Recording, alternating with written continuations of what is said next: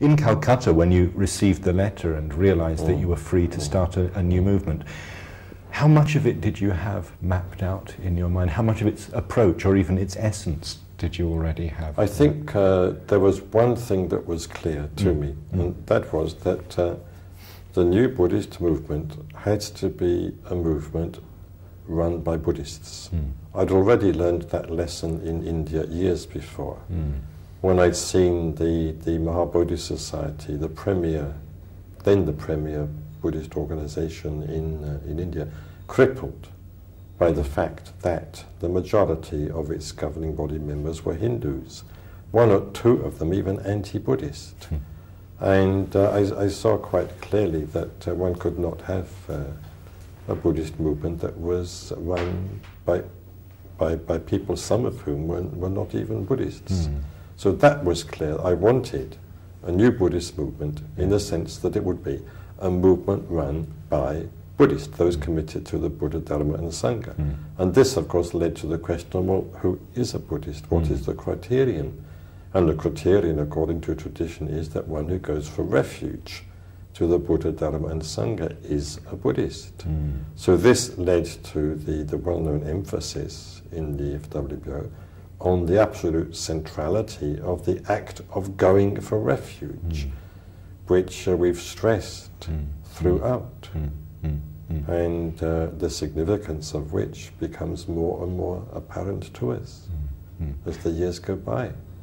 I'd like to return to that in a moment, but I just wonder whether at that stage you also had any particular ideas about an angle of approach to the Dharma, whether there would be any particular emphasis on some aspects of the teaching, or more generally, whether you envisaged yourself setting up a Mahayana movement or a Theravada movement or something quite new. I envisaged myself as setting up just a Buddhist movement. Because I'd always felt personally inspired by all the different forms of Buddhism, all the different texts and scriptures.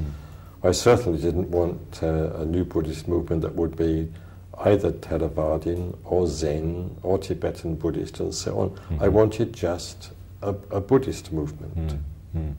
That must have been seen as quite a radical step in those days, because on the whole, movements in the West have been founded by people representing one branch of the tradition. I suppose it was radical, but I didn't myself see it in those terms, because even in India I'd always thought of myself just as a Buddhist, even though I was ordained as a Theravada bhikkhu and took various Vajrayana initiations, but I always thought of myself as a Buddhist.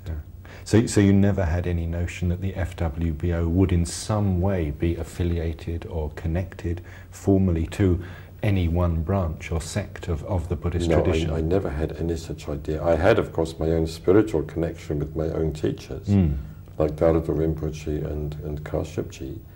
And through me, the FWBO is connected with them. But with them as individual spiritual teachers, not with them as representing this or that particular school or sect of Buddhism. In fact, I would say that all my teachers were themselves very ecumenically minded, whatever their specific background might have been. I've mentioned two teachers, Dharada Rinpoche and Kashyapji. Both of them were certainly, to use that phrase, ecumenically minded. Yes.